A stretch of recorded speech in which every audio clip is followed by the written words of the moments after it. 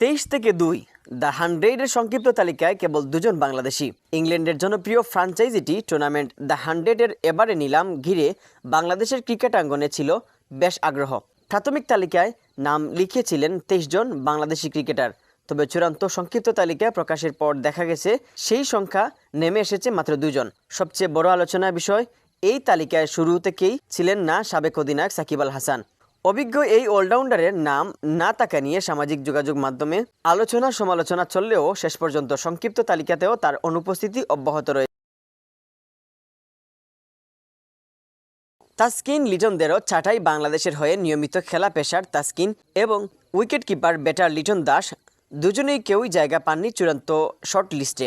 তাদের পাশাপাশি আরও অনেক তরুণ ও অভিজ্ঞ ক্রিকেটারের নাম বাদ পড়েছে সংক্ষিপ্ত তালিকা থেকে। দ্য 100-এর সাধারণত সীমিত ওভারের পারফরমেন্স, টি-20 লিগে অভিজ্ঞতা এবং সাম্প্রতিক ফর্মকে গুরুত্ব দেওয়া হয়।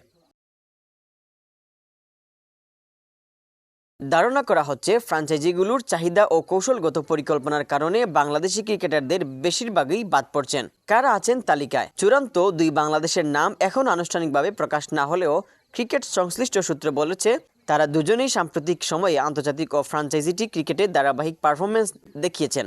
এবার দেখার বিষয় নিলামের দিন তারা দল পান কিনা। সুযোগ কমলেই সম্ভাবনা শেষ নয়। সংখ্যা কমে গেলেও বাংলাদেশের ক্রিকেটারদের জন্য সুযোগ পুরোপুরি শেষ হয়ে যায়নি। নিলামে দল না পেলেও ইনজুরি রিপ্লেসমেন্ট ও ওয়ার্ল্ড কার্ড হিসেবে ডাক পাওয়ার সম্ভাবনা থাকে।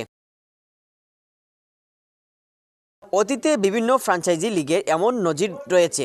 বাংলাদেশি সমর্থকদের আশা সংক্ষিপ্ত তালিকায় থাকা দুজন অন্তত দল পাবেন, এই ইংল্যান্ডের মাটিতে দেশের প্রতিনিধিত্ব করবেন। Mohammad Yahya, CS news.